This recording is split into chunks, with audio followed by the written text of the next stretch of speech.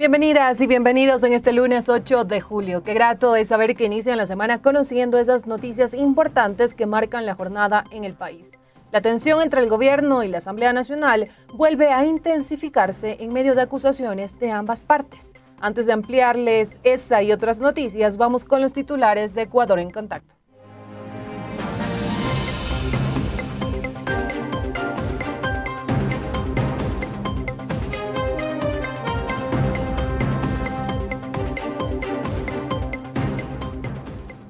Experto penalista señala que el incremento de penas no hará más que llenar las cárceles. Organizaciones sindicales continuarán protestando en contra de las políticas del gobierno. Distribuidores de combustibles señalan que en 21 años no se ha cambiado el margen de comercialización. Ya venimos con la ampliación de las noticias. La Sierra, la Amazonía, la costa y Galápagos. Enlazados a través de la radio. Corape, Red Nacional de Noticias y Comunicación. Iniciamos, amigos y amigas, y les contamos que el presidente de la Confederación Ecuatoriana de Organizaciones Clasistas Unitarias de Trabajadores, Mesías Tatamuez, informó que continuará la presencia de las organizaciones sindicales en las calles en rechazo a las políticas del presidente Daniel Noboa, señalando también que próximamente presentarán soluciones alternas que no perjudiquen a la economía popular. Nicole Mendoza nos amplía este tema. Corape informa.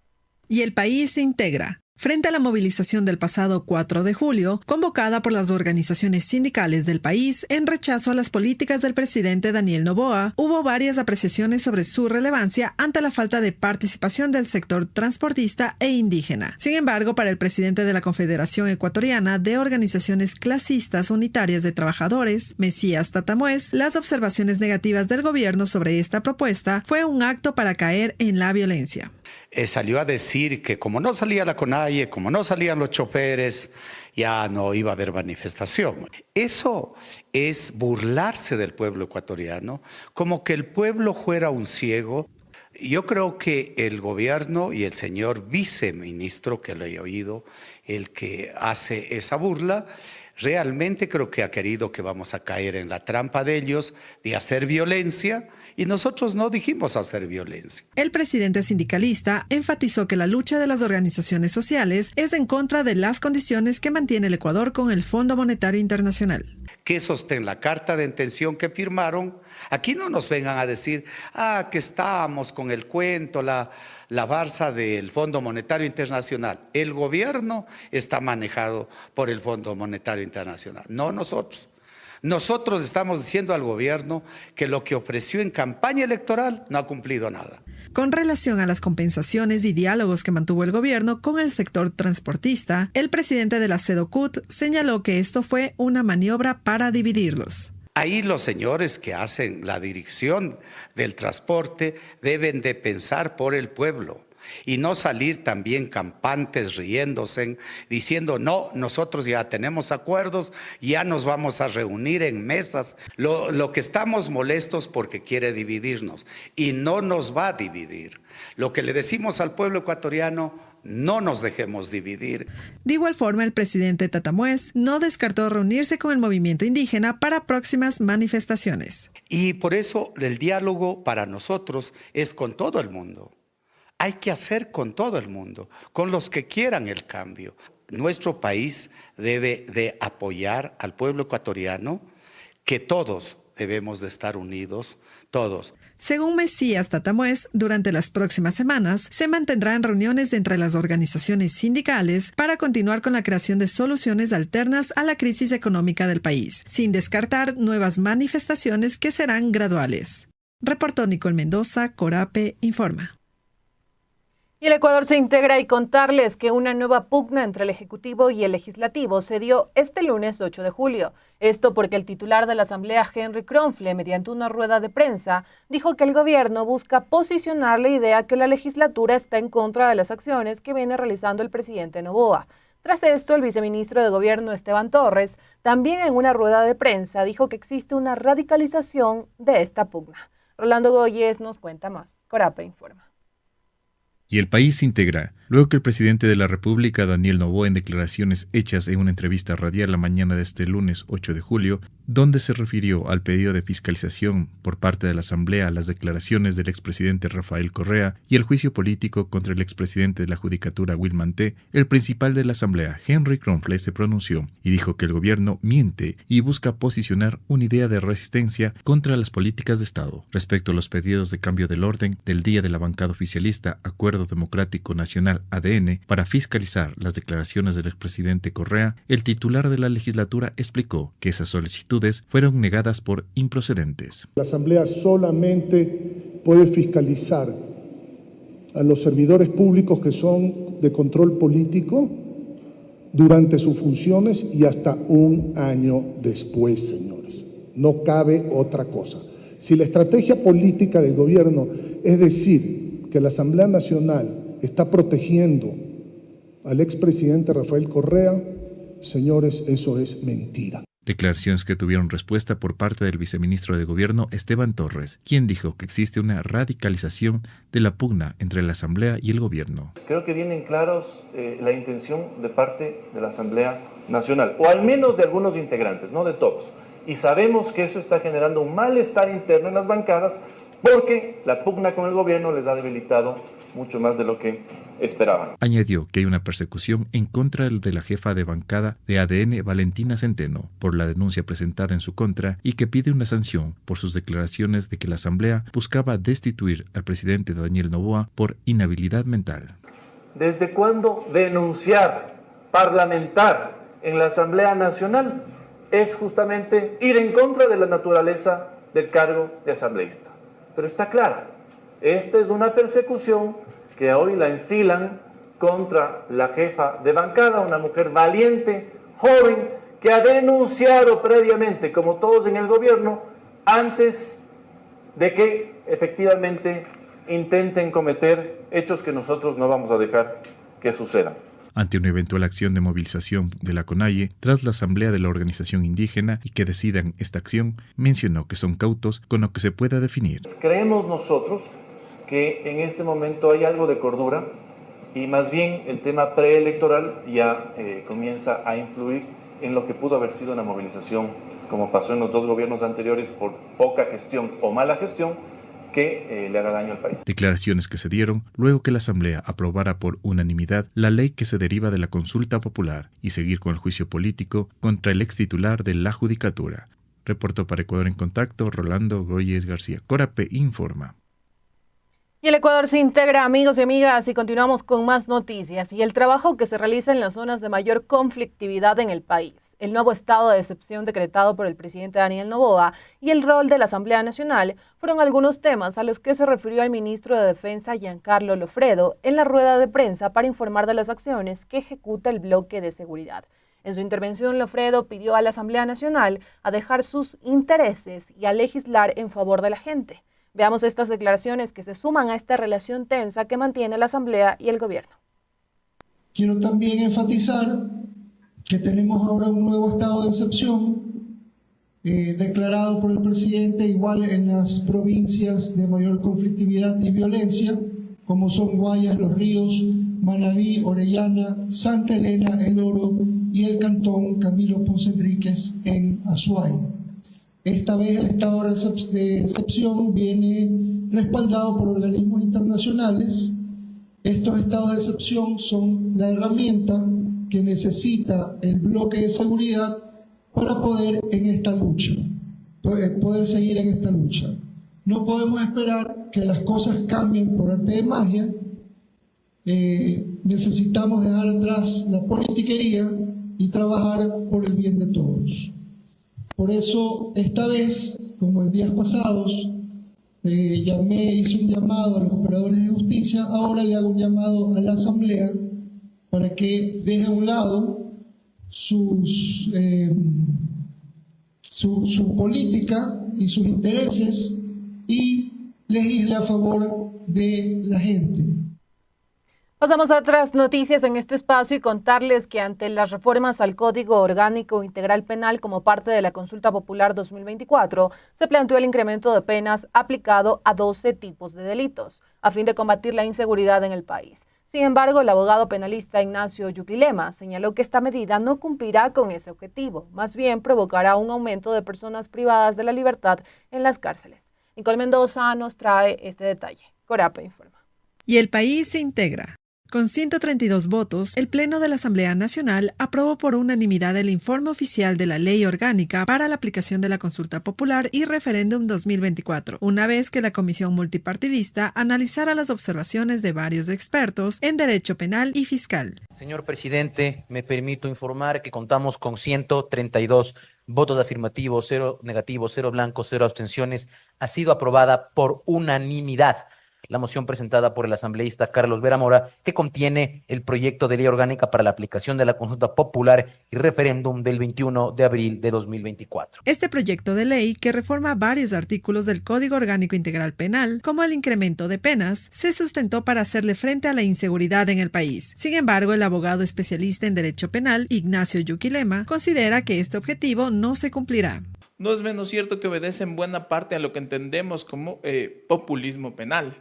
Esa búsqueda de que a través del aumento de las penas se intente reducir de alguna manera el cometimiento de conductas penales a través del aumento de las penas no es tal. No se alcanza a tener ese objetivo. Para el experto en materia penal, el incremento de penas no hará más que llenar las cárceles del país. El incremento de penas no va a ser más que llenar cárceles. El endurecimiento de penas es simplemente una forma de obedecer a populismo penal. A la sociedad le gusta eso y hay una falsa sensación de seguridad con el endurecimiento de penas. En cuanto a la dosimetría penal, este análisis categórico no existe dentro del incremento de penas que se desprenden de las reformas al COIP. Se ha tomado la dosimetría penal solamente como un incremento sobre la base de una cuestión muy arbitraria en la que no alcanzamos a entender de forma clara cuáles son los parámetros para el incremento, más allá de, obviamente, la obligación que tenían de incrementar dada la consulta popular. El problema de la dosimetría penal está ahí, en que no tenemos desde el punto de vista técnico, científico, académico, cuál es el sustento y cuál fue el baremo que usaron de medición para poder incrementar la pena. Las reformas al COIP contemplan el incremento de penas con un máximo de 30 años en delitos como la trata de personas, sicariato, secuestro extorsivo, asesinato, minería ilegal, lavado de activos, tráfico de armas de fuego, delincuencia organizada, entre otros. Reportó Nicole Mendoza, Corape informa. Y el Ecuador se integra, y en otras noticias también contarles que con un plantón pacífico en los exteriores de la Presidencia de la República, representantes de las distribuidoras de combustibles pidieron una audiencia con el primer mandatario para exponer sus necesidades. Una de ellas, que en 21 años no se ha cambiado el margen de comercialización. También se refirieron a otros temas como la inseguridad. Rolando Goyes nos comparte esta información. Adelante, Rolando, Corape informa. Y el país se integra. Pancartas, carteles, trompetas se evidenciaron la mañana de este lunes 8 de julio en los exteriores del Palacio de Carondelet, donde acudieron los representantes de las comercializadoras de combustibles para pedir una audiencia con el gobierno y que se pueda revisar varios puntos que les preocupan. Así lo dijo Ivo Rosero, presidente de la Cámara Nacional de Distribuidores de Derivados del Petróleo del Ecuador, CANDEPE. Hay un decreto que ya se emitió hace 15 días, se subieron 26 centavos y no nos dieron por lo menos 2, que es lo que nosotros esperábamos, para llegar a los 6 centavos, que es lo que el mismo Banco Mundial y los mismos funcionarios del Ministerio de Energía y de Finanzas ya hicieron el año anterior como un margen mínimo adicional para nosotros poder sobrevivir. La inseguridad es otro tema que no se ha solucionado. Somos los socios estratégicos del gobierno en la venta de su producto estatal combustible, ¿no? Y nosotros como CANDEPE sabemos que no podemos paralizarnos, pero no nos responsabilizamos de las acciones que puedan tomar nuestros agremiados, sobre todo los de los sectores más alejados, ¿no? Del oriente, de Manabí, que están dispuestos a todo. Karen Guerrón, a nombre de los distribuidores de combustibles de Esmeraldas, añadió que la inseguridad está obligando que varios de sus compañeros opten por cerrar los negocios. Sí se han cerrado, algunos compañeros han cerrado porque ya no han podido con los vacunadores, no han podido con la inseguridad. Entonces, a pesar de eso, han tratado de aguantar un poco con sus negocios, pero ya no se puede sostener. Julio Flores, desde El Oro, añadió que ya no pueden sostener más sus negocios si el gobierno no les asegura y les entrega un porcentaje mayor por la comercialización. Porque ya no podemos nosotros definitivamente seguir trabajando. Estamos en un punto de equilibrio del medio para abajo, es decir, ya estamos yéndonos a pérdidas. Entonces el pedido nuestro es que el señor presidente, el ministro de Finanzas y el ministro de Hidrocarburos nos vean, nos revisen el porcentaje, el margen de utilidad que nos están dando, ¿no? Que son centavos. Aunque el gremio está a favor de eliminar el subsidio a los combustibles, aseguraron que los distribuidores son quienes terminan subsidiando al consumidor el costo de transportar el combustible hacia las estaciones de servicio. Reportó para Ecuador en Contacto Rolando Goyes García. Corape informa. Y el Ecuador se integra, y con este reporte de nuestro compañero Rolando Goyes nos vamos a una pausa, pero ya regresamos con más noticias aquí en Ecuador en Contacto. Quédense junto a nosotros.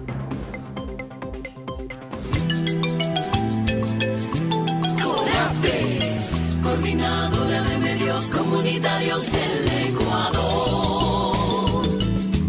CORAPE, medios inclusivos y educativos. CORAPE, medios interculturales con las voces populares, hablando como tú, contigo.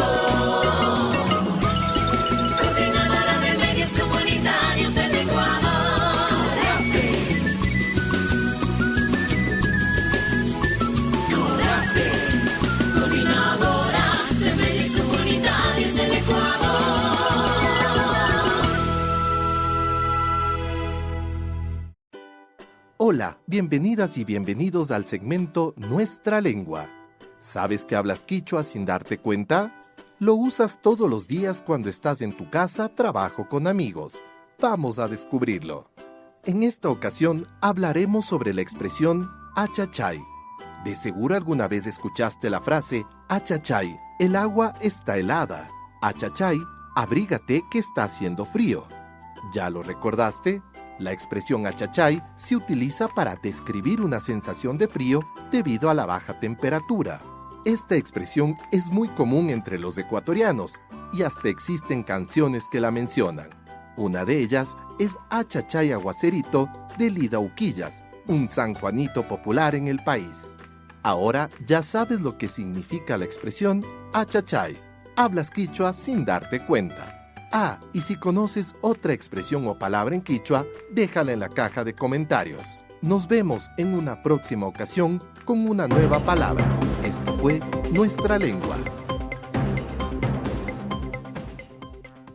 Retornamos, amigos y amigas, para continuar con las noticias y contarles que tras el fallo histórico con el que se declaró sujeto de derechos al río Machángara en Quito, los pronunciamientos en favor no cesan. Contarles que la decisión se produce tras una acción de protección presentada con el objetivo de abordar la contaminación en este lugar, tomar acciones urgentes de cuidado, restauración y protección.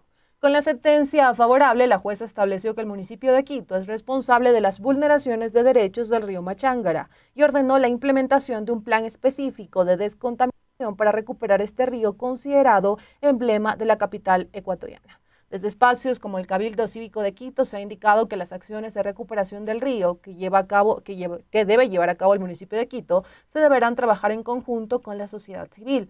Para mañana martes está previsto que varias organizaciones y colectivos brinden una rueda de prensa para anunciar más detalles de la declaración del río Machángara como sujeto de derechos. Así que vamos a estar pendientes de este tema y por supuesto compartírselos a través de los espacios de CORAPE.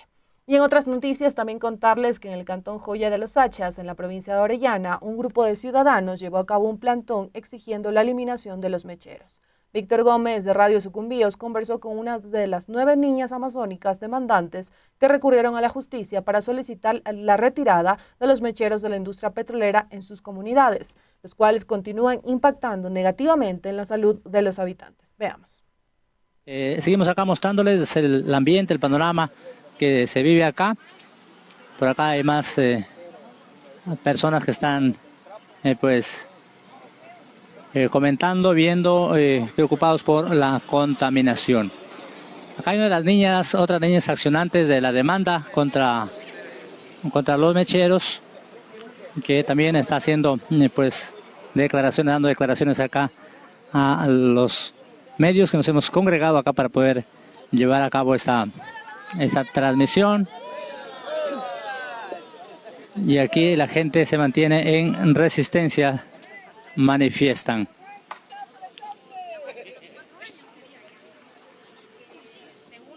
En Ocanqui en resistencia, y otro letrero acá que se están observando también, que están haciendo la opinión.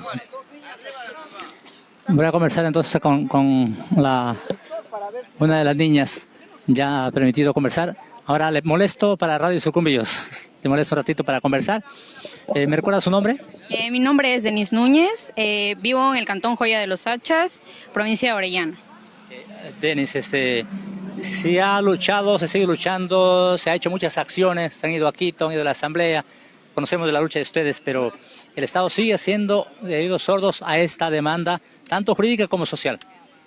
La verdad, prácticamente el Estado piensa que nosotros estamos diciendo que eliminen el petróleo. Eso es lo que les voy a dar a entender. Pero nosotros, ¿qué estamos haciendo? Estamos diciendo que busquen otra manera para exportar el gas, en vez de estar, en pocas palabras, intoxicando a la Amazonía, porque nos están matando poco a poco. Hay familiares que han muerto y la verdad no se siente bien. Y, o sea, miren, mi madre es una paciente con cáncer. ¿Por qué? Por culpa de los mecheros. Pero ¿qué dicen aquí? Que en la Amazonía no existen casos de cáncer. ¿Por qué? Porque aquí no existen hospitales oncológicos para que las personas se puedan hacer ver o tratar. Las personas tienen que viajar a la ciudad de Quito para hacerse tratar. ¿Y qué pasa? Constan ahí y no aquí. Por eso dicen, en la Amazonía no existe contaminación ni personas con cáncer. No hay registros acá en territorio. Ajá, supuestamente no hay registros, pero porque no tenemos hospitales oncológicos. ¿Van a continuar la lucha, la resistencia? Como dice, continúa. ¿No van a declinar en la acción? Vamos a continuar. Vamos a hacer lo que tenemos que hacer porque hemos caminado, hemos hecho prácticamente paro entre nosotras, porque hace poco, no me acuerdo, por Cascales no nos dejaron pasar. No sé si se acuerdan de que los militares, los policías, ¿qué hicimos, Ruso? Prácticamente nos malanochamos. Y hicimos todo lo que podemos hacer para llegar a la ciudad de Quito. Y llegamos, estuvimos presentes en la rueda de prensa, en lo que se tuvo que hacer, pero no descansamos. Y vamos a continuar prácticamente hasta que se elimine el último mechero. Y estábamos conociendo más acerca de la situación de los mecheros en la Amazonía ecuatoriana. Y pasamos a otras noticias. Y en la Universidad de las Fuerzas Armadas ESPE, ubicada en Latacunga, se presentó el equipo Fórmula Student 2024. Este equipo es el único de Ecuador y de Sudamérica que ha clasificado para competir en el Reino Unido este año. Estudiantes de diversas partes del mundo tendrán la oportunidad de participar en una experiencia práctica de diseño, manufactura y marketing en el campo de la ingeniería automotriz. Vamos de inmediato a los detalles que llegan gracias a nuestra compañera Liz Sánchez de Radio Latacunga. En la Universidad de las Fuerzas Armadas, ESPE, sede Latacunga, Campus Belisario Quevedo, se llevó a cabo la presentación de los estudiantes que conforman el equipo Fórmula Student 2024. Este equipo representará a Ecuador y a la institución en la competencia educativa de ingeniería que se realizará este año en el Reino Unido. Hemos creído como autoridades muy conveniente y oportuno en esta mañana darnos cita en este campo de Marte para realizar la presentación oficial del equipo Fórmula Student 2024, el mismo que representará a nuestra universidad, a nuestra sede, al país y a Latinoamérica, porque es el único equipo clasificado tanto de aquí del Ecuador como de Sudamérica. Los estudiantes realizaron rigurosas pruebas para presentar su proyecto, logrando ser parte de las 68 universidades seleccionadas. La preparación ha sido intensa, con estudiantes y docentes trabajando arduamente en los laboratorios de la universidad. Nuestra institución competirá con universidades de prestigio de todo el mundo, como Estados Unidos, Reino Unido, Australia, Noruega, países del Medio Oriente, entre otros. En un entorno que fomenta la camaradería y la excelencia técnica, impulsando así el avance tecnológico a nivel mundial. Esta competencia brinda la oportunidad ideal para que nuestros estudiantes, en estrecha colaboración con nuestros docentes, demuestren sus conocimientos de ingeniería para ofrecer un producto complejo e integrado en el exigente entorno de una competición de deportes de motor, para lo cual se llevó a cabo una preparación intensiva, explorando los fundamentos técnicos de la ingeniería que les permitió superar el proceso de evaluación exhaustivo por parte de la comisión organizadora, logrando ser parte de las 68 universidades seleccionadas para este prestigioso evento. Asimismo, el proyecto cuenta con el apoyo de diversas instituciones y del sector privado. Además, se ha beneficiado del programa de incentivos tributarios del Ministerio del Deporte. La competencia se llevará a cabo del 17 al 21 de julio, ofreciendo una oportunidad para que los estudiantes de la ESPE demuestren su talento y conocimientos. Para Radio Latacunga, reportó Liz Sánchez. Y pasamos a otras noticias en este espacio y contarles que la sentencia de la Corte Suprema de Israel que obliga a los jóvenes ultraortodoxos a alistarse en el ejército ha puesto al gobierno de Netanyahu en un dilema. Si cumple con el fallo, podría perder el apoyo de los partidos religiosos de su coalición de gobierno. Veamos este detalle internacional que llega gracias a la DW en español. Aquí deben acudir casi todos al cumplir los 18 años en Israel. Una oficina de reclutamiento. El servicio militar es obligatorio para casi todos los hombres y mujeres israelíes. La mayoría de adultos deben alistarse hasta 30 meses. Hay algunas excepciones, como para los judíos ultraortodoxos, que no están obligados, pero eso va a cambiar. La Corte Suprema ha acabado con la regla que los eximía desde hace décadas. La mayoría de israelíes están de acuerdo porque creen que es hora de reducir los privilegios y de que la comunidad ultraortodoxa haga más para repartir mejor la carga entre todos. Soy reservista y no puedo optar por el mínimo de 4 meses. Es imposible. Eso es lo que pasa. Algunas protestas contra el reclutamiento han terminado de forma violenta. Los ultraortodoxos consideran que el alistamiento es parte de la vida secular, algo contrario a sus compromisos religiosos. La sentencia de la Corte Suprema ha puesto al gobierno ante un dilema. Los socios ultraortodoxos de la coalición del primer ministro Benjamin Netanyahu amenazan con dejar el gobierno. Pero la sociedad en su conjunto, la mayoría de votantes y la oposición apoyan el cambio. Todos deben ir al ejército. Antes era un principio moral, ahora es un imperativo existencial. La sentencia sobre el reclutamiento es una gran prueba para la coalición, porque si siguen dando prioridad a la coalición por encima de las necesidades del ejército, el gobierno podría colapsar.